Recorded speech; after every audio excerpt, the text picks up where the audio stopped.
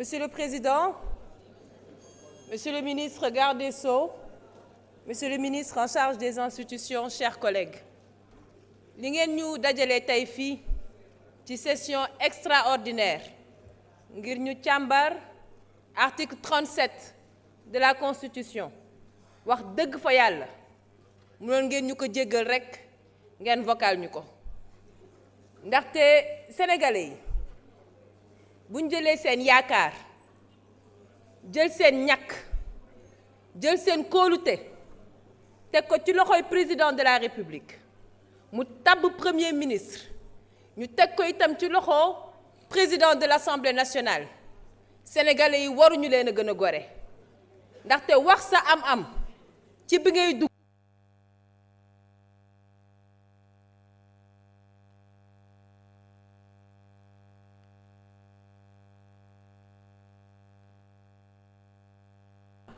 ci bi ngay génn wante nag nañ def très attention ndaxte tàmm ngeen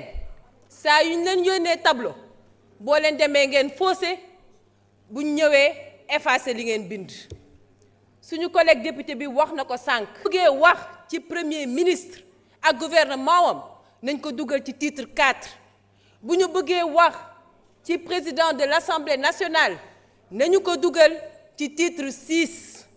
bu ngeen ko deful bu ñu ko deful dinañu am lu ñu metti te su boobaa nañ taxaw ba ne Anta Babacar nag waxoon na ko man nag loi bi dinaa ko wote ndax dama gëm transparence dinaa ko wote ndax dama gëm bonne gouvernance lenn rekk moo ma jaaxal mooy lu tax bi ñu leen falee ba léegi depuis 2024 ngeen xaar ba léegi ngeen soog a fàttaliku ne da ngeen dige woon ak askan wi transparence ak bonne gouvernance messieurs Bassirou Diomaye Faye ak Ousmane Sonko bàyyi leen suñuy institution ak suñuy loi yi ngeen di fowe di ko jël di dóor ku ci nekk di dóor ci kaw sa moroom sénégalais yi xaaruñu leen foofu ngeen koy def nag ci ay ambitions pour des ambitions politiques et des ambitions personnelles samedi bii ngeen yokk njëgum essence ak njëgum gasoil loolu mooy ceeb dëwlin dund gi suukar mburu lépp dina yokk njàng mi paj mi secteur privé nag moom xam naa ne dina gën a laati kaaf ba lompoñ sénégalais yi nag xaaruñu leen foofu bu yàggul laa dem Mbaan jóge fa il y a quelques jours ma dugg commune de Notto Diobass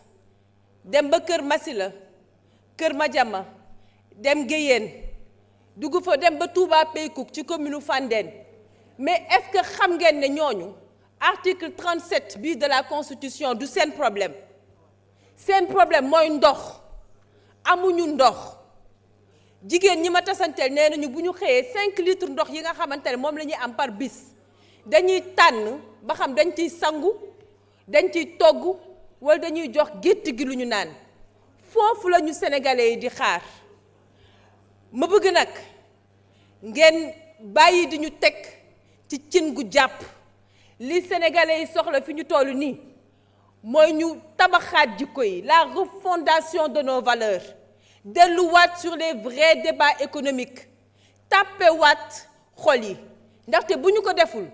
benn secteur investisseur wala bailleur de fonds duñu bàyyi xel ñun nag assemblée nationale suñu assemblée bi tant que comprendre ñu ne dañ ñoo fal ngir ñu taxaw fi waxal askan wi càmbar seeni jafe-jafe te bàyyi politique politicienne duñu mës a am confiance au peuple sénégalais yal na yàlla dolli jàmm dolli sutura ci suñu Sénégal wasalaam.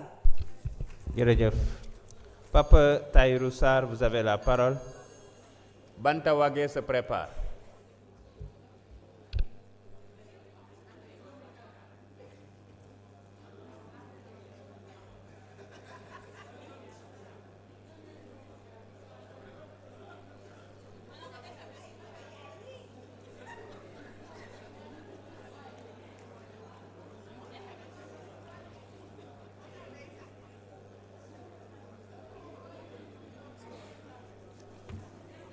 Bismillah. Assalamu alaikum.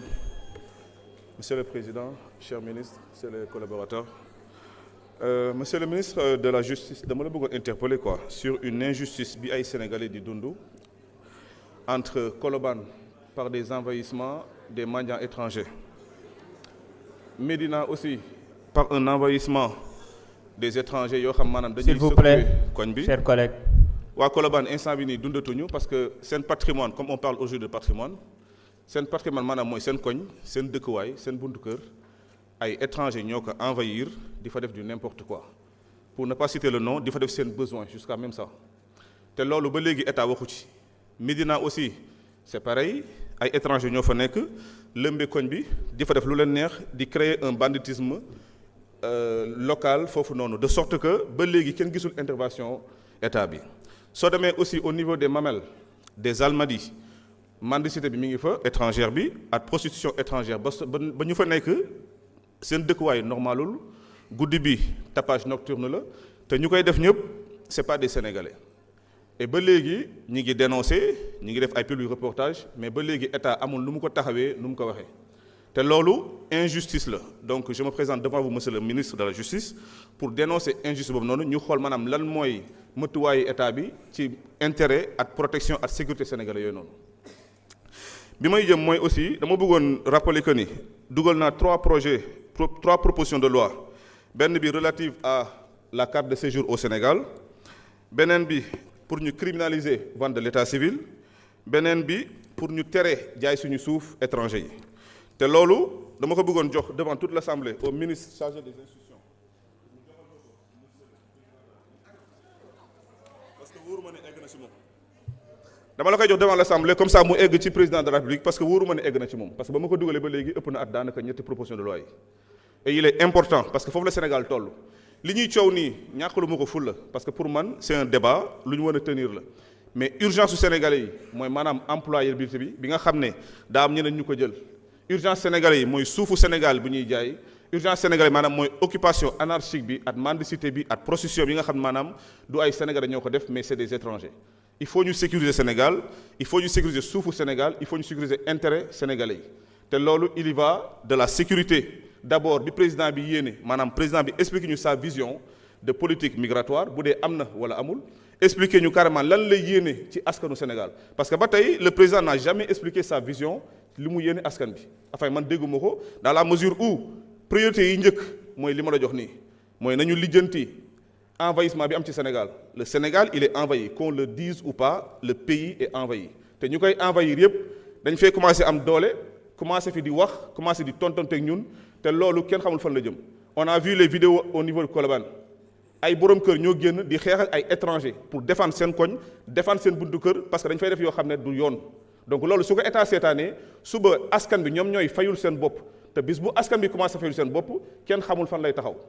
te loolu seen responsabilité yéen en premier lieu le président et vous les ministres donc il est temps ñu toog débattre sur la présence